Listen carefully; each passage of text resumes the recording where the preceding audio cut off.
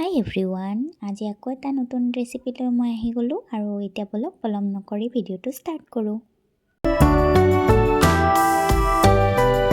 মোৰ নাম কুচিয়া মাছ আৰু ইয়াৰ কাৰণে এয়া মানিমুনি আৰু ভেদাইলতা আনি লৈছোঁ আৰু এয়া মাছখিনি ধুনীয়াকৈ কাটি মেলি লৈছোঁ। ভেদাইলতা আৰু মানিমুনিখিনি চাফা কৰি ধুই মেলি লৈছোঁ আৰু লগতে লৈছোঁ 2টা আলু বইল কৰি, আদা নহৰু অকণমান আৰু কেঁচা জলকীয়া 2টামান।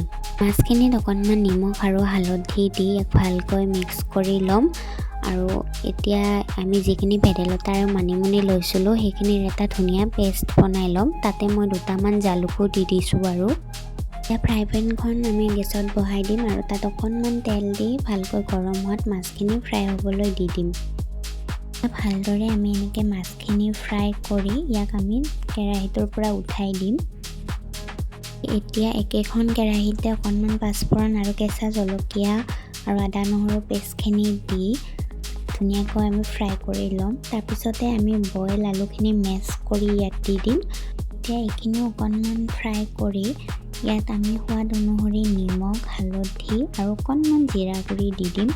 এতিয়া এইখিনি ভালকৈ ফ্ৰাই কৰি ইয়াত আমি যিখিনি আমাৰ পেষ্ট বনাই থৈছিলোঁ ভেদাইলতা আৰু মানিমুনি সেইখিনি দি দিম আৰু ইয়াক অলপমান ভালকৈ ফ্ৰাই কৰি ল'ম যাতে ইয়াৰ কেঁচা গোন্ধটো নাথাকে।